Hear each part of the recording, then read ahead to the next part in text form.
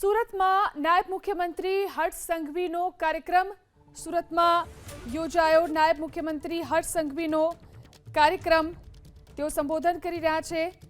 Ashwin Kumar police મથકનું લોકાર્પણ। જે રીતે અશ્વિની કુમારો દેવનો કષ્ટ દૂર કરતા તેમ આ પોલીસ સ્ટેશન સમાજના કષ્ટ અને અન્યાય દૂર કરશે તેવો મને 100% વિશ્વાસ છે।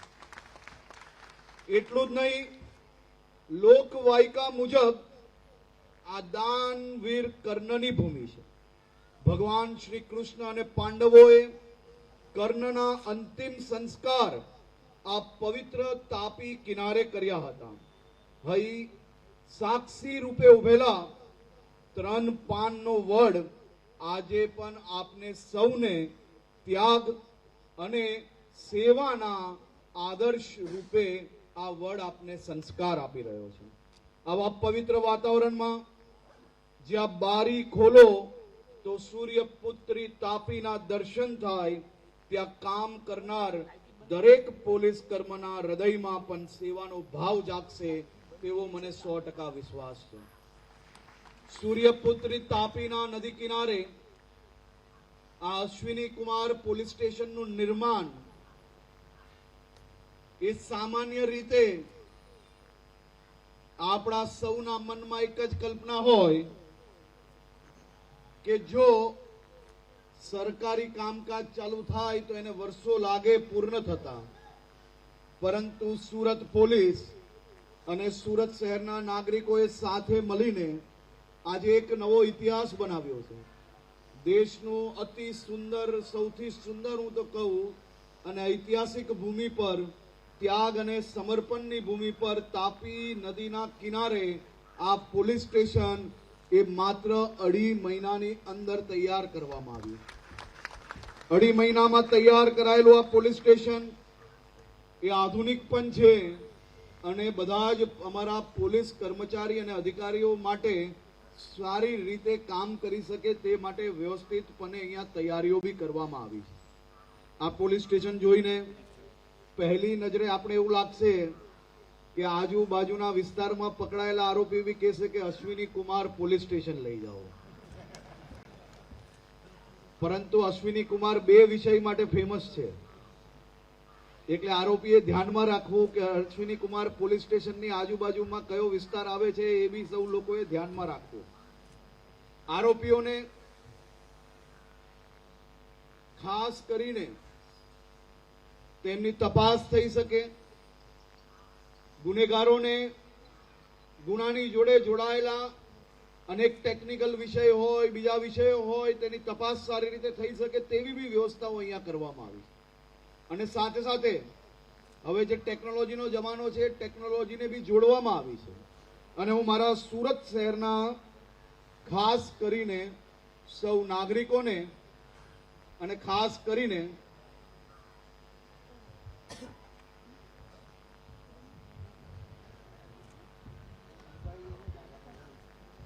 જે બી દાતાઓ છે તેમનો બી હું આભાર માનવા માંગુ છું, કારણ કે જન ભાગીદારી સિવાય કોઈ બી વિષય ક્યારેય સારી રીતે કામગીરી થઈ નથી શકતી। હીરા અને ટેક્સટાઇલનું રક્ષક એટલે કે સુરત પોલીસ, આજે આપણે અનેક દાખલાઓ અહીંયા જોયા છે। વરાછા અને કાપોદરા વિસ્તાર એ સુરતના અર્થતંત્રના 2 ફેફસાઓ છે અને ખૂબ લોડ આ 2 પોલીસ સ્ટેશનમાં પડતા આ 3જું પોલીસ સ્ટેશન બનાવવું ખૂબ જ આવશ્યક હતું, જેથી લોકોને વધુમાં વધુ ઝડપથી સુવિધાઓ મળી શકે। હવે વરાછા, કાપોદરા અને Ashwini Kumar police station, 3 police સ્ટેશનની ટીમ સાથે મળીને આ વિસ્તારના નાગરિકોને સુવિધાઓ આપશે। આ વિસ્તારના નાગરિકોને સુરક્ષાની ચિંતા 2ની બદલે 3 પોલીસ સ્ટેશનો દ્વારા કરવામાં આવશે। અમે વરાછા અને કાપોદરા પોલીસ સ્ટેશનના 30 થી 35% જેટલા મોટા વિસ્તારો જેવા કે મિની બજાર, સાવાની રોડ, અશ્વિની કુમાર રોડ, ધરતીનગર અને ઉત્તરાયણ બ્રિજ સુધીના વિસ્તારને આ નવા સ્ટેશન હેઠળ આવરી લીધા છે, જેથી આ વિસ્તારના લોકોને નજીક અહીંયા વ્યવસ્થાઓ મળી શકે।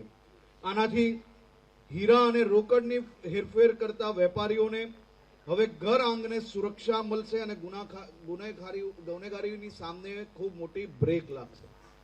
ખાસ કરીને તેરા તુજકો અર્પણ, અહીંયા બેઠેલા અનેક લોકો વર્ષોથી વેપાર જોડે જોડાયા છે અને ઘણા લોકો મારો જન્મ થયો તે પહેલાથી વેપાર કર્યો, પરંતુ આજે સૌએ તમે લોકોએ દર્શન જે કર્યા, આ દર્શન તમને ક્યારેય ભૂતકાળની અંદર નહીં થયા હશે. તેરા તુજકો અર્પણના માધ્યમથી જેનો રાત દિવસ મહેનત કરીને જેની બચત હોય, જે વ્યક્તિએ પોતાના દીકરા દીકરી માટે કોઈક સોનું ખરીદ્યું હોય, કોઈકે વેપારના માધ્યમથી હજારો લોકોને રોજગારી આપી હોય, એવા વેપારીઓને આર્થિક રીતે કોઈ નુકસાન ના થાય તે માટે તેરા તુજકો અર્પણ કાર્યક્રમ ચાલુ કરવામાં આવ્યો છે. અને તેરા તુજકો અર્પણ એ શું છે એ આજે આપ સૌ લોકોએ આ દ્રશ્ય તમારી પોતે અહીંયા નજરે જોયા છે. કોઈક વેપારી તેમની ચીટિંગ થાય છે, કરોડો રૂપિયાના હીરાઓ રેપનેટના માધ્યમથી એના ચીટિંગ કરીને કોઈક દુબઈ, કોઈક બીજી જગ્યા પર ચીટિંગથી એ લોકોના આખા કરોડો રૂપિયાના હીરાઓ લે ભાગો લઈ જાય છે. આજે આ વેપારીને અહીંયા જ ન્યાય મળે અને આપ સૌની સમક્ષ એની પોતાની કિંમતી વસ્તુઓ એમને હાથમાં આપવામાં આવે. એક અરજદાર રૂપિયાનો ઢગલો ઉચકાતોય નતો, ચોખ્ખા રૂપિયા અને નોટ પર એની એ જ નોટ પાછી. આવા દ્રશ્ય દેશના બીજા કોઈ રાજ્યમાં તમને જોવા ના મળે.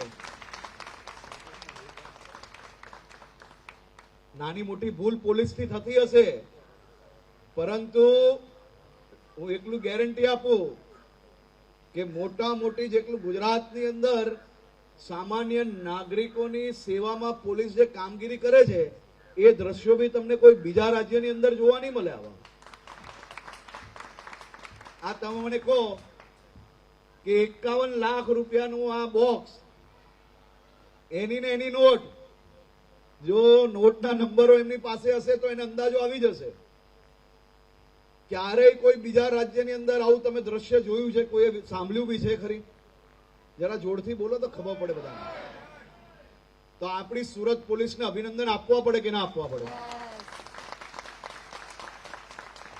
અહીંયા અનેક વેપારીઓ બેઠા છે, તમે ભૂતકાળના દ્રશ્ય જોયા હશે સાહેબ, પણ તેરા તુજકો અર્પણ અને બીજું કે વેપારીઓની રક્ષણ કરવી એ મારી જવાબદારી છે, આ મારું ધર્મ છે કે મારા શહેરના રાજ્યના વેપારીઓને જો ખોટી રીતે કોઈ જગ્યા પર હેરાન કરવામાં આવશે તો 100% એની ઉપર પગલાં ભરવામાં આવશે. અને વેપારીઓ, સાચા વેપારીઓ પોલીસ સ્ટેશન સુધી પહોંચે અને એને મદદ ના કરાય તો વેપાર કઈ રીતે ટકી શકે? અને વેપાર ના ટકે તો સુરતમાં રોજગારી આપણે કઈ રીતે આપી શકીએ?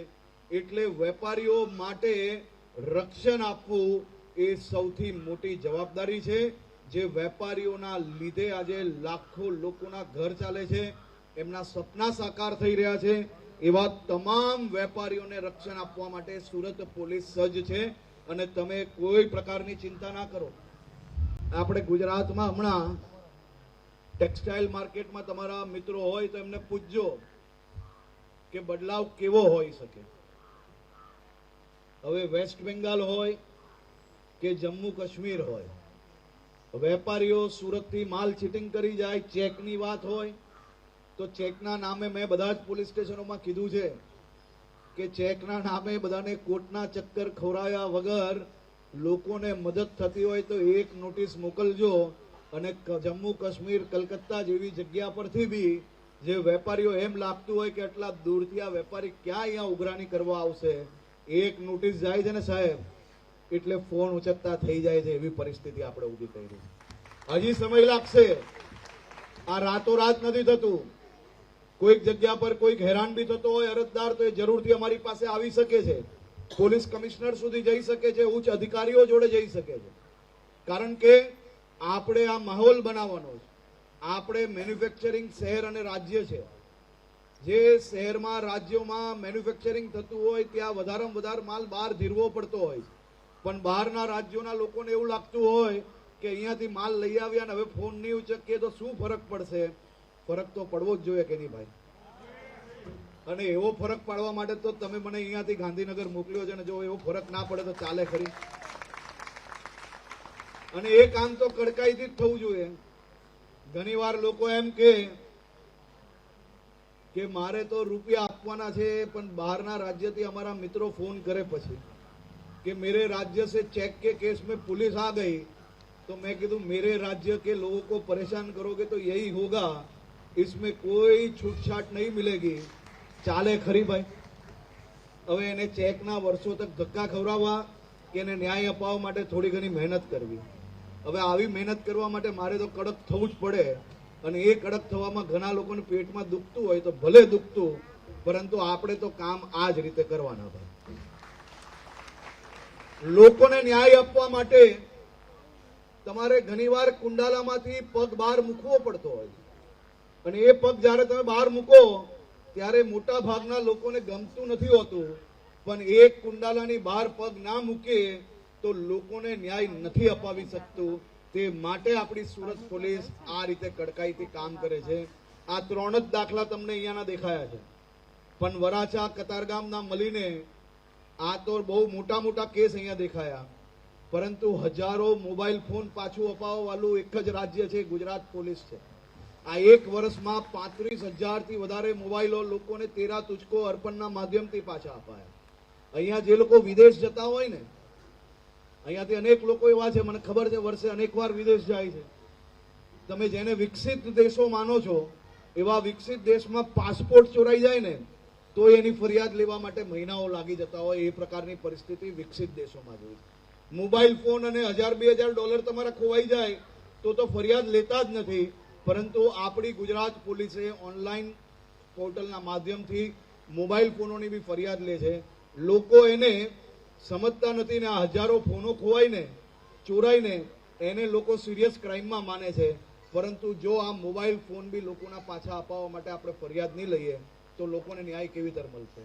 આ ફરિયાદ દાખલ કરવાનું પાછું આપણે બંધ કરી લેશો તો એ આંકડાઓ દેખાશે નહીં, પરંતુ આપણે આંકડા જોવા જોઈએ કે લોકોને ન્યાય અપાવવા માટે કામ કરવાનું. આપણે ન્યાય અપાવવાની દિશામાં ગુજરાત પોલીસ કામગીરી કરી રહી છે, અને ગુજરાત પોલીસના સૌ પોલીસ અધિકારીઓને હું આજે અભિનંદન આપું છું.